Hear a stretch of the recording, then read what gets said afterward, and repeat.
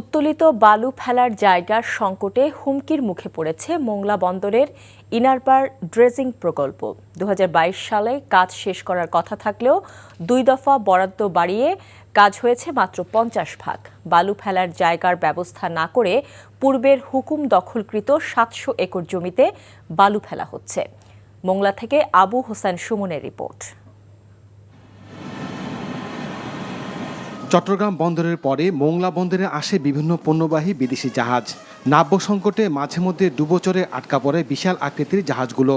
তাই বন্দরে পণ্যবাহী জাহাজ চলাচল স্বাভাবিক রাখতে ৭৯৩ কোটি ৭৩ লাখ টাকা ব্যয় মোংলা বন্দরের পশুর চ্যানেলের হাটবাড়িয়া থেকে বন্দর জেটি পর্যন্ত ২৩.৪ কিলোমিটার দৈর্ঘ্যের ইনারবারের ড্রেজিং কাজের অনুমোদন হয় ২০২০ সালে।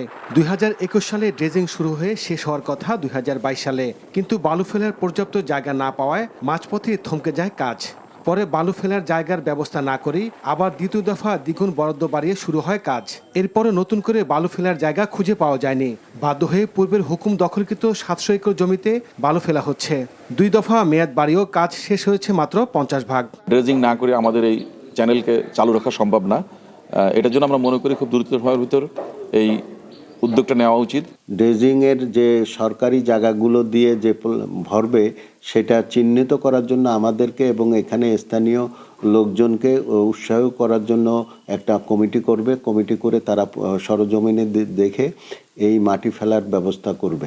৯০০ একর জমির হুকুম দখলের জন্য বাগেরহাট জেলা প্রশাসকের কাছে নতুন প্রস্তাবনা পাঠিয়েছে মোংলা বন্দর কর্তৃপক্ষ। তবে জেলা প্রশাসকের পক্ষ থেকে কোনো সাড়া না পাওয়ার অভিযোগ করেন প্রকল্প পরিচালক। সম্পূর্ণ মাটি ফেলতে গেলে প্রায় ১৮০০ একর জায়গার প্রয়োজন হবে।